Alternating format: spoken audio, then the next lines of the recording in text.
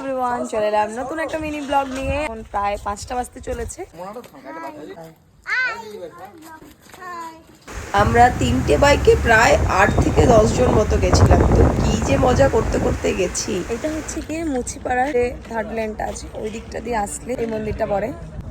আমরা আজকে প্রথমবার এলাম।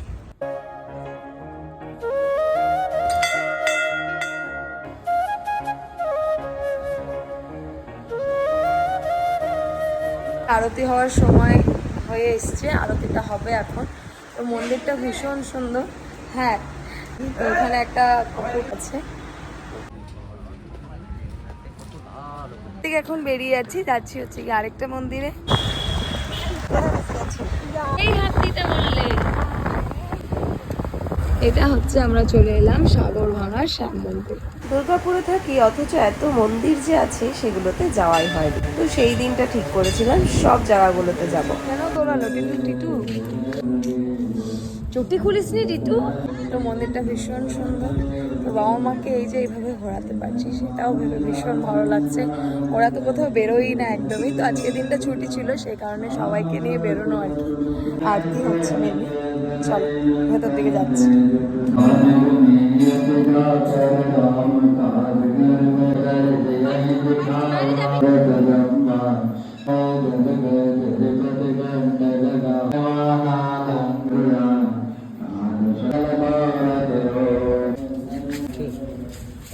এই মন্দিরটাও ভীষণ সুন্দর, খুব ভালো লাগলো ভেতরটাতে। এবং আমরা আজকে অনেকগুলো জায়গায় একসাথে বেরোবো বলে ঠিক করেছি, সেই কারণে সব জায়গায় অল্প অল্প করে ঘুরছি। গঙ্গা আরতিটা দেখবো বলে চলে এসেছি।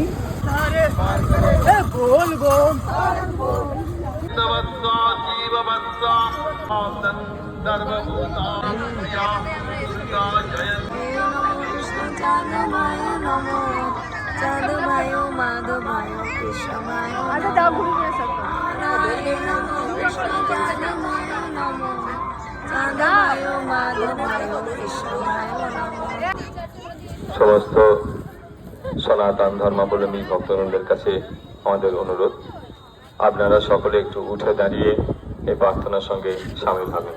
নারায়ণম জানকী বল্লভম অচ্যুতম কেশবম কৃষ্ণ দামোদরম। জয় শ্রী সূর্যনারায়ণ ভগবান কি জয়।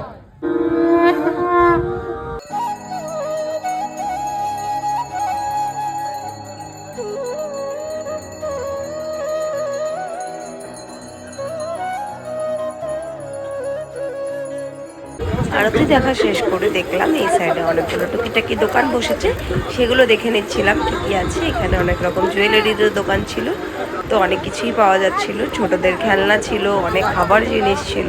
তো দিনটা বেশ ভালোই কাটলাম, এতগুলো মন্দিরে ঘুরলাম, সবাই মিলে একসাথে ঘুরলাম, তো সেটা আরও বেশি ভালো লাগলো। জন্য ভিডিওটা হয়তো এতটুকুই। সবাই মিলে একসাথে ঘুরে ভীষণ ভালো লাগলো, খুব আনন্দ করেছি। দেখা হচ্ছে নেক্সট ভিডিওতে খুব তাড়াতাড়ি। টাটা।